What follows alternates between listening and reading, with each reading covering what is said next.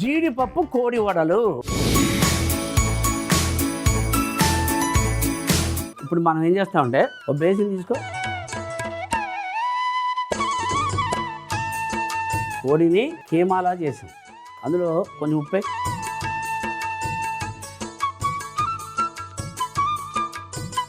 ఇగో జీడిపప్పు. జీడిపప్పు కోడి వడలో మామూలుగా జీడిపప్పుని అలా చిన్న చిన్న పొడి కింద చేసాం, పలుకుల కింద, ఎందుకంటే నోట్లో తగులుతుంటే భలే ఉంటుంది. కొత్తిమీర, ఇక పుదీనా వేసేయండి. 2 కోడిగుడ్లు కొట్టేసాను,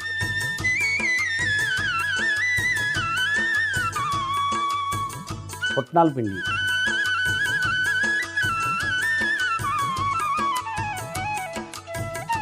ఇక అల్లం ముక్కలు, పచ్చిమిరపకాయ ముక్కలు,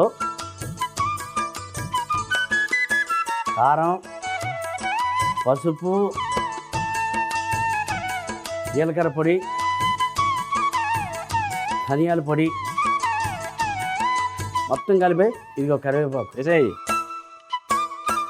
మళ్ళీ ఏం చేయాలంటే నువ్వు చిన్న చిన్న ఉండలు చేయాలి. ఉండలు చేస్తే అప్పుడు నేను దాన్ని వడలు చేస్తా.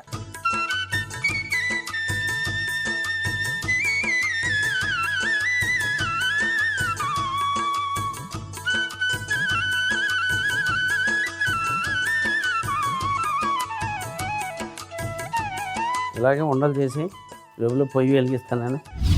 ఉండలు అయిపోయా చేసా. నూనె వేడెక్కింది చూడు, నేను తడి చేసుకోండి. తడి ఇదిగో తడి చేసాను.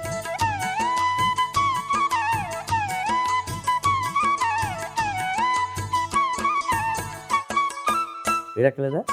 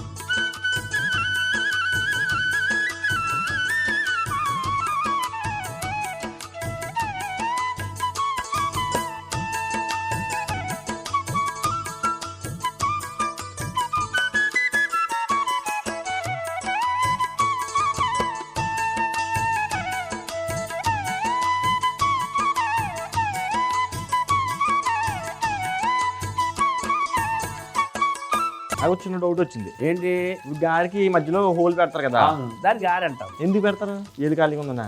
ఏది ఖాళీగా ఉందని కాదు కదా. ఇప్పుడు అలా బొక్క పెట్టానుకో, అప్పుడు నూనె ఆ బొక్క నుంచి కూడా బయటకు వచ్చి అంతా ఉడికిపోద్ది, సిరి సమానంగా మొత్తం లోపల.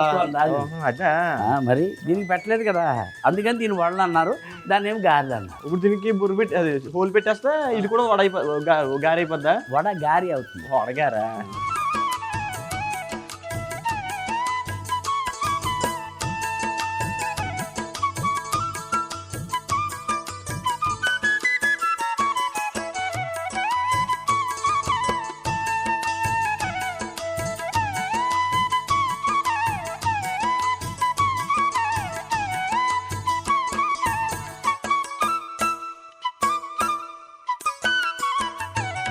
ఇప్పుడు ఇలాగే ఇంకొక 5 ఉన్నాయి, ఇలాగే వేసామనుకో అంతే, జీడిపప్పు కోడి వడలు రెడీ అయిపోతాయి. 6 ఉన్నాయి.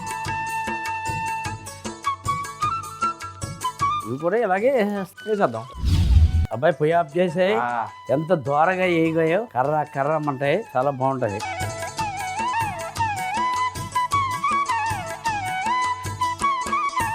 జీడిపప్పు కోడి వడలు ఎలా తయారు చేసామంటే, ముందుగా కోడి కీమాలో ఉప్పు, జీడిపప్పు, కొత్తిమీర, పుదీనా, కోడిగుడ్డు సొన, పుట్నాల పిండి, అల్లం ముక్కలు, పచ్చిమిర్చి ముక్కలు, కారం, పసుపు, జీలకర్ర పొడి, ధనియాల పొడి, కరివేపాకు వేసి బాగా కలిపి చిన్న చిన్న ఉండలు చేసి వడల్లాగా ఒత్తుకొని వేడిగా ఉన్న నూనెలో వేసి మంచి కలర్ వచ్చే వరకు వేయించుకొని ఒక గిన్నెలోకి తీసుకుంటే జీడిపప్పు కోడి వడలు రెడీ.